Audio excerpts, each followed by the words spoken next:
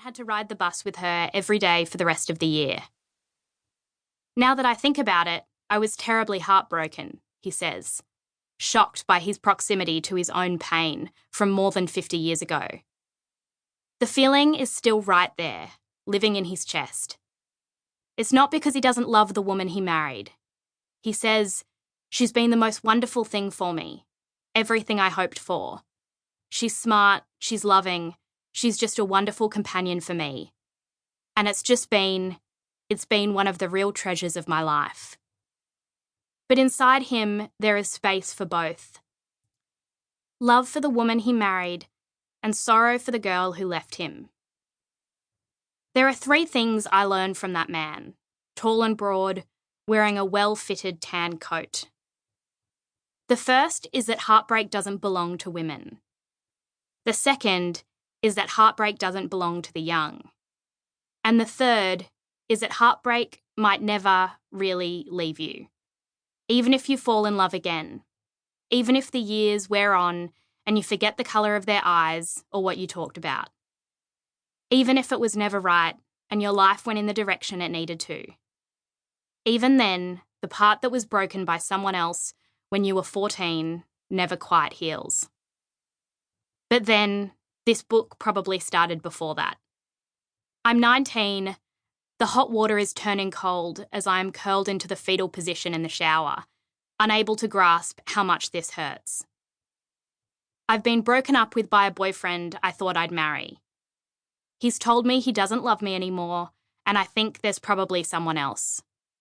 I'll later learn there is. I can't eat and I barely sleep, sure that this event has confirmed something I already know about myself. I'm fundamentally unlovable. An empty sack of flesh, uninteresting and vacuous, playing the part of a girlfriend, but never quite being enough. I feel embarrassed about what he knows about me. Ashamed. Stupid that I let someone get close enough to see all the ugly parts. But then, this book probably started before that. I'm 15. The study is dark because the curtains are drawn, and my friends and I are checking MSN Messenger. I have a boyfriend at the time. I've noticed that people look at me differently when I tell them that. His name is Jordan, and I like how he smells. The first time we met, I remember considering my face from every angle, how it would look if he was sitting to my right or to my left, how my nose bulges at the end from front on.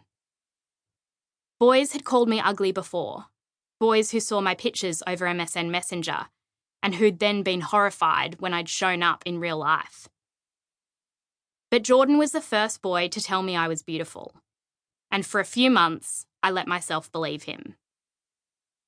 But on this Sunday afternoon, in our dark study, I noticed that Jordan has changed his name on MSN. It once had a love heart and my name following his. It still has the love heart, but now it's followed by a different name. The name of a friend I'd introduced him to the day before. I think I might be dreaming and that this is a nightmare I'll wake up from. It isn't. But then, this book probably started before that. I'm 7 and I know I like boys. I notice that there's a certain kind of girl they like, and that girl isn't me. It's a slow heartbreak, I suppose, watching the boy I think is funny and handsome watch someone else. At a Friday night disco, the boys line up to dance with the prettiest girl in the class. They do not line up to dance with me.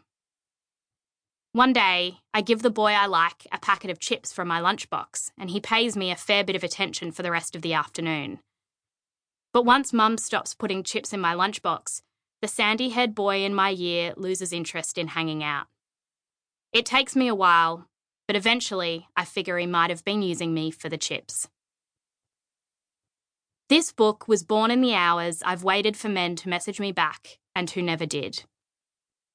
In the years full of almost relationships, where I thought, I cannot handle another rejection, and then found myself turned down by someone I wasn't even sure I liked. This book was forged over hundreds of conversations with people who cried and yelled and laughed as they watched their lives be upended by a breakup. They taught me that heartbreak has nothing to do